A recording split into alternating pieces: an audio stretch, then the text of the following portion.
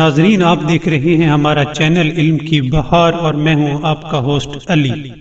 ناظرین، ایک دفعہ کا ذکر ہے کہ رسول اکرم کے زمانے میں ایک شخص جس کا نام عمرو تھا ایک پیر سے معذور تھا۔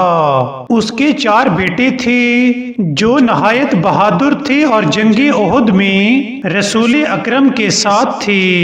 عمرو نے بھی جنگ کے ارادے سے چلنا چاہا تو ان سے کہا گیا کہ تمہارے 4 بیٹے جنگ میں شریک ہیں، اب مناسب نہیں ہے کہ ایک پیر سے معذور ہونے کے باوجود تم بھی جنگ کے لیے جاؤ۔ عمرو نے جواب دیا کہ یہ کیسے مناسب ہے کہ میرے 4 بیٹے جنت میں چلے جائیں اور میں عورتوں کی طرح گھر میں بیٹھا رہوں۔ یہ کہہ کر وہ جنگ احد کی طرف چل پڑے اور گھر سے نکلتے وقت دعا کی کہ اے پروردگار کہ مجھے اب گھر واپس نہ بھیجنا۔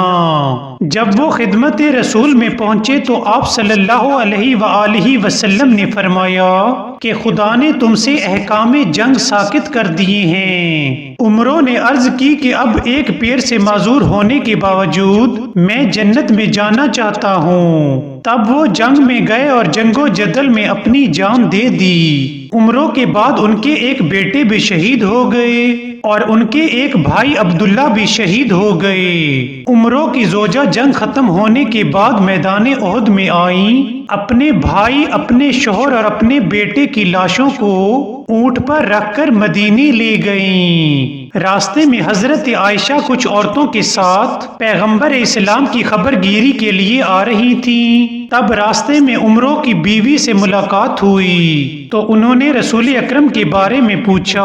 عمرو کی زوجہ نے کہا کہ خدا کا شکر ہے کہ اللہ کا رسول سلامت ہے۔ حضرت عائشہ نے پھر پوچھا کہ یہ اونٹ پر کیا ہے؟ تو عمرو کی زوجہ نے جواب دیا کہ یہ میرے شوہر، بھائی اور بیٹے کے لاشیں ہیں۔ عمرو کی زوجہ جب ریگستان کے آخر میں پہنچی تو اونٹ بیٹھ گیا۔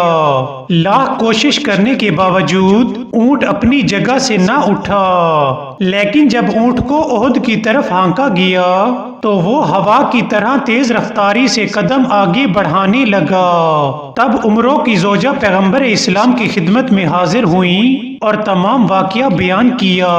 تب حضرت نے پوچھا کہ مجھے یہ بتاؤ کہ تمہارے شوہر نے گھر سے نکلتے وقت کیا کہا تھا؟ تب اس نے کہا کہ جب وہ گھر سے نکل رہے تھے تو قبلہ کی طرف رخ کر کے کہہ رہے تھے کہ اے اللہ، مجھے اب گھر واپس نہ کرنا اور مجھے شہادت عطا کرنا۔ تب رسول اکرم نے اپنے انصار سے کہا کہ تم میں سے کچھ ایسے بھی لوگ ہیں جو خدا سے کسی چیز کی خواہش کریں تو وہ رد نہیں کرتا۔